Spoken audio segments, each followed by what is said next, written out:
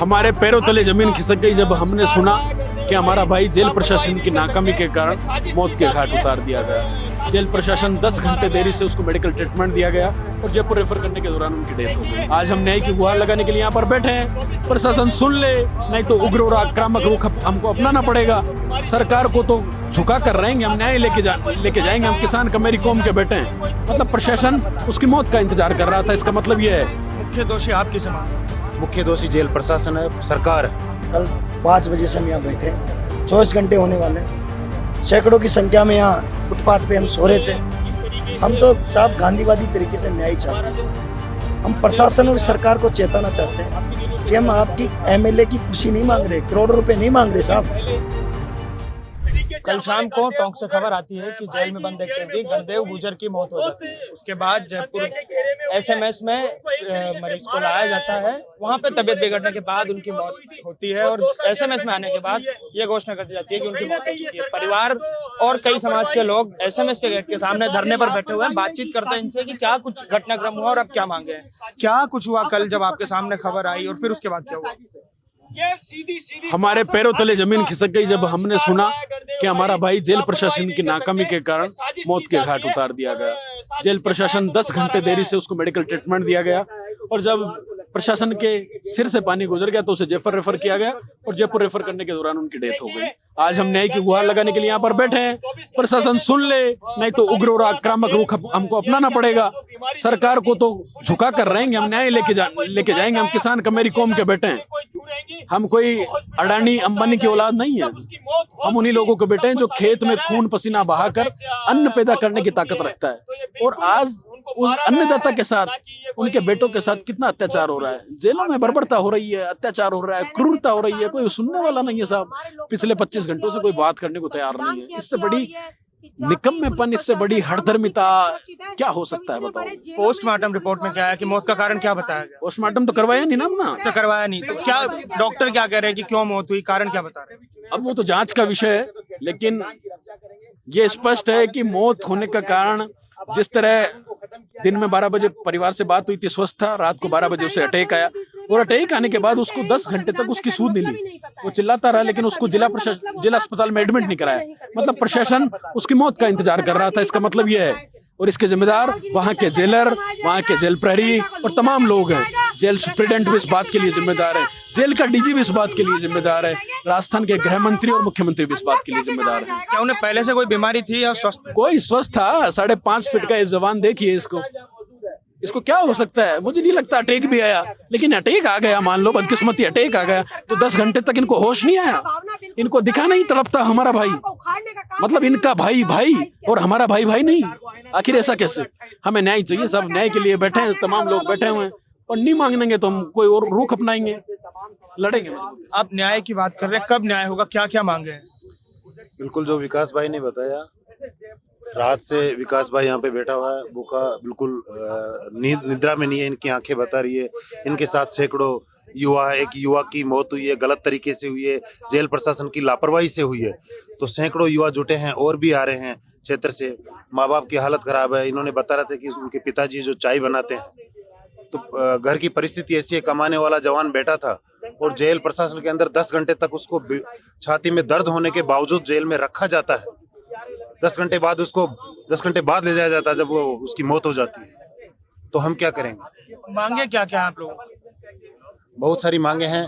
पूरा परिवार उनके सहारे था। परिवार को सहारा मिले, नौकरी मिले, मुआवजा मिले और जो दोषी है उन पर सख्त कार्रवाई हो। वो जेल के अंदर, सलाखों के अंदर जाए। मुख्य दोषी आप किसे मानते हैं? मुख्य दोषी जेल प्रशासन है, सरकार है। ठीक है भाई साहब, एक बात बताइए, यह सारा कुछ हुआ, इससे पहले भी गुर्जर समाज से जगन गुर्जर की मौत होती है जेल में, मीणा समाज से लटूर मीणा की मौत होती है। इस पर मीणा समाज के और गुर्जर समाज के जो बड़े नेता हैं वो भी क्यों चुप है, विपक्ष पूरा क्यों चुप? मीडिया को उनसे सवाल और उनकी जिम्मेदारी तय की जानी चाहिए कि आपके समाज के इतने बड़े मंत्री बने बैठे हैं और समाज के आप गरीब, पीड़ित, शोषित की जो अत्याचार है जिस पर हुआ है उस परिवार की सूद नहीं ले रहे तो आपका मंत्री पद पर रहने का कोई औचित्य नहीं है। इस्तीफा दे देना चाहिए साहब। क्या मतलब है आपको, जब आप जनता की सेवा ही नहीं कर सकते, उनके सुख दुख की बात ही नहीं कर सकते, उनकी मौत पर संवेदना व्यक्त नहीं कर सकते, तो धिक्कार है। क्या मतलब है? ऐसी राजनीति का कोई मतलब नहीं है साहब। प्रशासन की तरफ से या आप लोगों की तरफ से उनसे कोई बातचीत करने की कोशिश हुई है? अभी तक प्रशासन की तरफ से हमारे पास एक भी प्रतिनिधि नहीं आया है और हम बार बार कह रहे हैं, थक चुके हैं कहते कहते। कल 5 बजे से हम यहाँ बैठे हैं, 24 घंटे होने वाले हैं। सैकड़ों की संख्या में यहाँ फुटपाथ पे हम सो रहे थे। हम तो साहब गांधीवादी तरीके से न्याय चाहते हैं। हम प्रशासन और सरकार को चेताना चाहते हैं कि हम आपकी एमएलए की कुर्सी नहीं मांग रहे, करोड़ों रुपए नहीं मांग रहे साहब, हम रीति नीति का न्याय मांग रहे हैं। हम चाहते हैं प्रशासन इसका जिम्मेदार है तो उसको सजा दो, सस्पेंड करो, बीएनएस की धारा में जो आला अधिकारी इसमें लिप्त है उनको मुकदमा दर्ज करो, और जो हमारे गणदेव भाई की वाइफ है उसको सुविधा भी नौकरी दे दो। उसके 3 महीने की बच्ची, उसका कल कौन दणी दो रही है, आर्थिक सहायता दो। उसके बाद में एक डेयरी बुद्ध दे दो, पिता गरीब है, चाय बनाता है गोपालपुरा पड़े के नीचे, और फिर भी नहीं मानोगे तो उस दूसरा रुख अपनाएंगे। 4 बजे तक का अल्टीमेट है और हम अभी दिखाएंगे सरकार को, आईना दिखाने का काम जल्दी करेंगे। और मैं तो आपके मीडिया के माध्यम से कहना चाहता हूँ, सरकार सुन रही हो तो कि ये जल्दी इसमें कुछ संज्ञान ले ले। बाद में संज्ञान लेना पड़ेगा क्योंकि हम प्रेम से किसी का न्याय लेना जानते हैं तो दूसरे तरीके से जानते हैं। दूसरे तरीके की आप बात कर रहे हैं, क्या रुख होगा आगे? अभी सैकड़ों की संख्या में आपके सामने युवा दिख रहे हैं आपको, और हजारों की संख्या होने वाली है और हजारों की संख्या और हो जाएगी। इसके बाद में टोंक जेल के बाद में हमारा अभी धरना चालू होने वाला, हमारे लोग पहुंच चुके हैं टोंक जेल के बाद। 4 बजे के बाद में 4 जगह मोमेंट होगा। सरकार अपने आप कान में जू नहीं रेख रही ना, यहाँ दौड़ी दौड़ी आएगी। हम बताएंगे कि गांधीवादी के बाद में हम किस तरीके से न्याय लेते हैं। जयपुर में कई तरह के आंदोलन होते हैं, कुछ लोग भूख हड़ताल करते हैं, लोग टंकी पर चढ़ जाते हैं, इधर उधर बैठ के कई प्रदर्शन करते हैं, लेकिन सरकार पर जूं नहीं रहती है। क्या लगा आप लोगों को कि आपके इस प्रदर्शन से कितना बड़ा फर्क पड़ेगा? इस प्रदर्शन से अभी हमारी गवर्नमेंट को कोई असर नहीं दिख रहा। हम इनको असर दिखाएंगे। भाई गणदेव की जो मौत हुई है, या तो ये हमारी मांगे मान ले, हमें न्याय दे दे। अगर हमारी मांग नहीं मानती है, हमें न्याय नहीं देती है, तो हम इनको दिखा देंगे। अब भी हमने हमारी आंदोलन करके कई जगह न्याय दिलाए हैं, कई जगह हमने न्याय सबको दिलाए हैं। अगर ये मानते तो ठीक है, नहीं हम बहुत बड़ा जोर शोर से आंदोलन करेंगे और इनको मांगों को मानने के लिए मजबूर करेंगे। अगर हमारे गणदेव भाई को न्याय दे और न्याय दिला के ही हम यहाँ से हटेंगे। गवर्नमेंट या तो हमारी गांधीवादी तरीके से मान जाए, नहीं हम क्रांतिकारी तरीके से मनाएंगे। क्या कोई उग्र आंदोलन करने का है विचार? अगर हमारी मांगे मान जाती है तो ठीक है। हमारा भाई का वहाँ जो गणदेव गुजर की मांग मौत हुई है, उसमें अगर ये गवर्नमेंट हमारी मांग मान लेती है, हमारी मांग स्वीकार कर लेती है, तो हम उग्र आंदोलन नहीं करेंगे। अगर नहीं करती है तो हम गांधीवादी तरीके से जाम लगाएंगे और सब जगह हम जगह जगह इनको हमारी मांगे मानने के लिए मजबूर करेंगे। अंतिम संस्कार कर दिया है शव का या नहीं हुआ?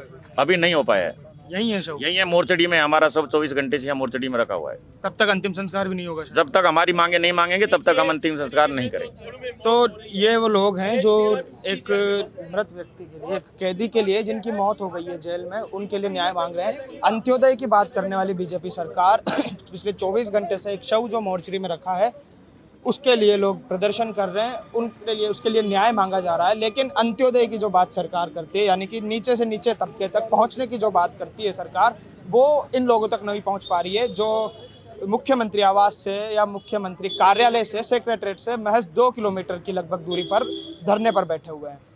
आपको क्या लगता है कि मुख्यमंत्री का या सरकार का जो रवैया है कितना सही है? कमेंट बॉक्स में ज़रूर बताइए और ऐसी और खबरों के लिए देखते रहिए द हंटर न्यूज़। धन्यवाद।